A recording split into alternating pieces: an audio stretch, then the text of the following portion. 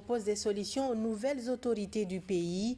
Elle vient d'organiser une conférence de presse pour dévoiler ses analyses et ses propositions sur la situation sociopolitique de la Guinée. Fatoumata Kourouma était présente à la maison de la presse de Kipé. Suivez son compte-rendu.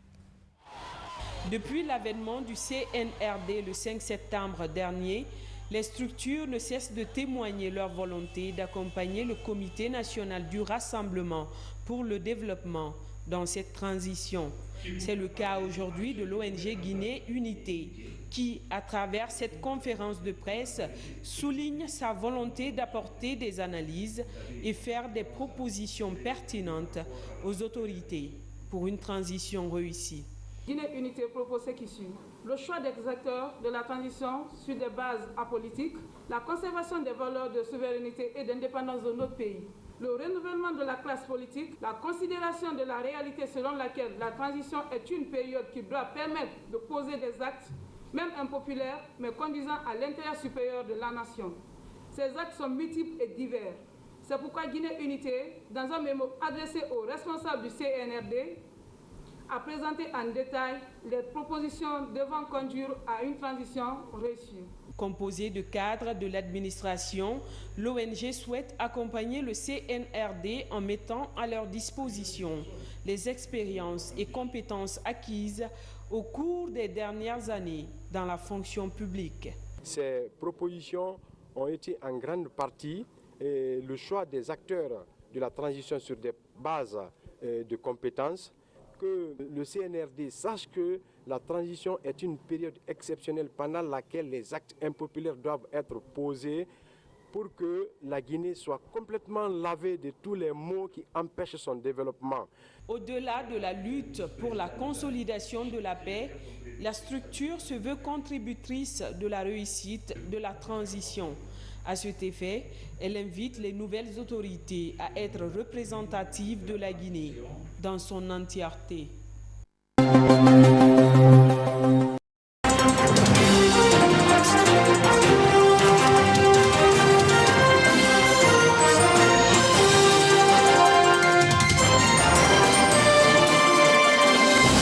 Cautionnement sur les marchés publics, le respect des dispositions légales et réglementaires en matière de dépôt de garantie a fait l'objet d'une convention.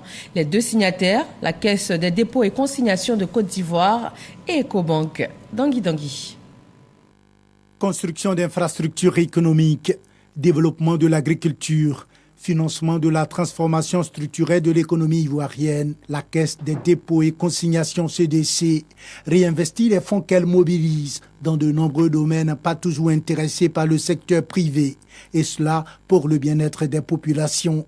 La réalisation de cette mission passe entre autres par le respect des dispositions légales et réglementaires régissant la question des dépôts de garantie liés au cautionnement sur les marchés publics, notamment le respect du décret numéro 2020-246 du 19 février 2020 et entré en vigueur le 1er juillet 2021. C'est dans le cadre du respect de ce décret que Ecobank a signé une convention avec la CDC ce lundi dans les locaux de la Caisse à Cocody. La mission de la CDC, c'est de mettre en place une capacité d'investissement et de financement à long terme pour le pays.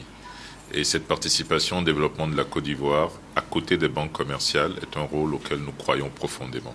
Le directeur de la CDC invite par ailleurs les autres établissements financiers à emboîter le pas à la première banque à respecter ce décret. Nous pensons que c'est une question d'ordre civique, c'est une question d'ordre réglementaire.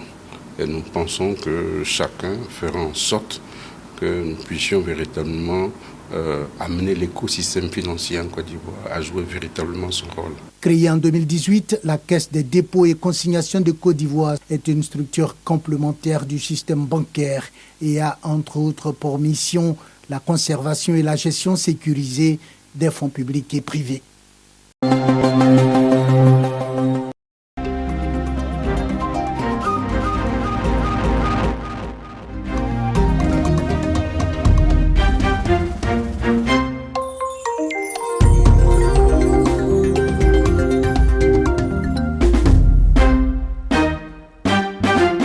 carnet d'audience du président du Faso, Roch-Marc Christian Kaboré, a reçu ce 5 octobre 2 personnalités. D'abord, ce matin, le haut représentant de la coalition pour le Sahel et ensuite le secrétaire exécutif du G5 Sahel. Il a été question avec ces 2 personnalités de lutte contre le terrorisme au Sahel, mais aussi de développement dans la sous-région. Jean-Eudes Bayala Moumouni Soubega pour Le Point.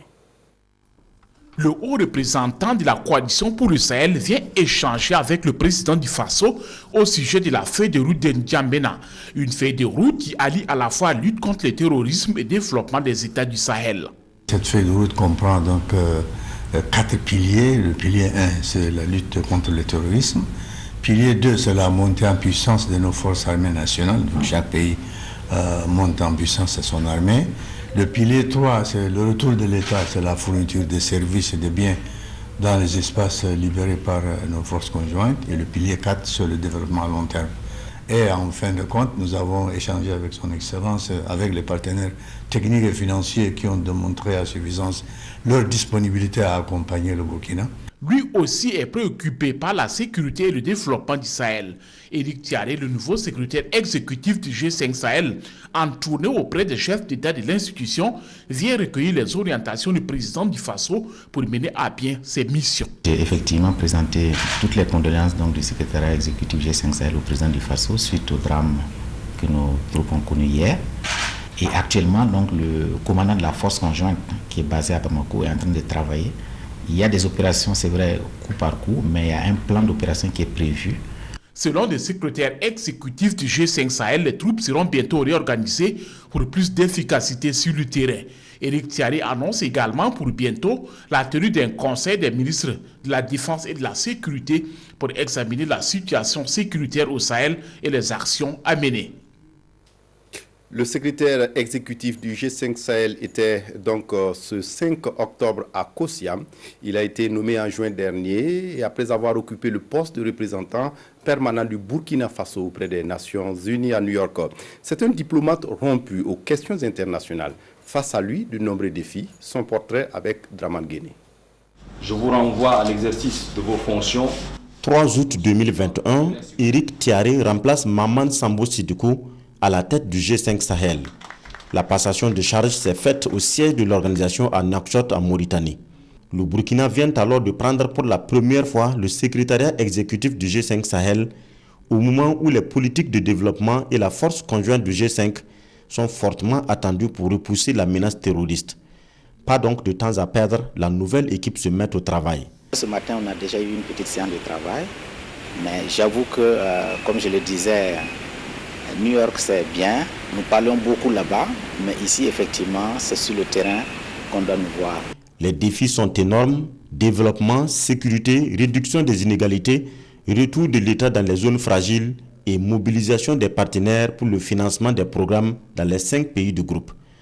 Le nouveau secrétaire exécutif le sait bien, celui-là même qui était jusque-là ambassadeur représentant permanent du G5 Sahel auprès des Nations Unies. Je mesure toute l'ampleur des défis au regard de la persistance de l'insécurité, de la nécessité d'engager des actions concrètes et urgentes et de développement, notamment dans les zones frontalières, et tout ceci dans un contexte marqué par la pandémie de la Covid-19 qui continue de sévir.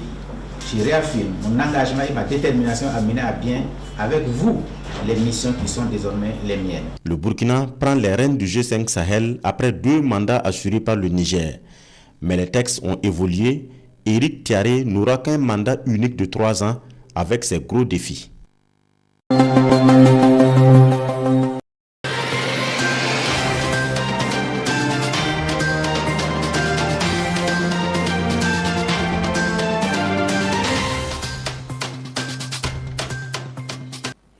La connectivité, le développement durable et le cadre de vie, 3 thèmes majeurs au cœur d'une réflexion organisée par la délégation générale du pôle urbain de Diamniadio. Elle tient une série d'ateliers sur l'élaboration du programme Smart City ou Ville Intelligente. Youssouf Kaba. Ce projet Ville Intelligente repose essentiellement sur des services de connectivité en adéquation avec les besoins et les ambitions qui s'appuient sur des infrastructures dimensionnées.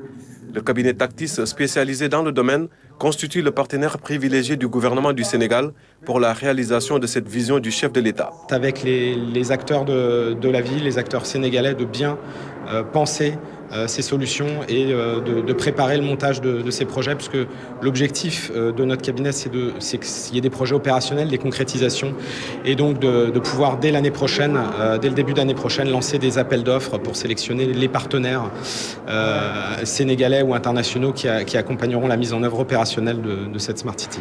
Il faut prendre en compte les défis technologiques, les défis économiques, les défis de la démographie, les défis de l'urbanisation, mais aussi les défis du développement durable, à savoir l'interaction sociale, économique et environnementale. La réalisation de ce programme ambitieux implique nécessairement la prise en compte des facteurs de connectivité, de développement durable et du cadre de vie. Le Sénégal tient fortement à sa réussite, un projet qui englobe plusieurs facettes. L'objectif de ces ateliers est de permettre au cabinet Tactis, en partenariat avec la DGPU, l'ensemble des parties prenantes du pôle urbain de Diamniadio pour élaborer consensuellement la feuille de route stratégique de Diamniadio qui se veut ville intelligente. Cette rencontre de réflexion se tient en 3 jours. Elle va aboutir à l'élaboration du programme détaillé de la réalisation de la ville intelligente de Diamniadio au Smart City.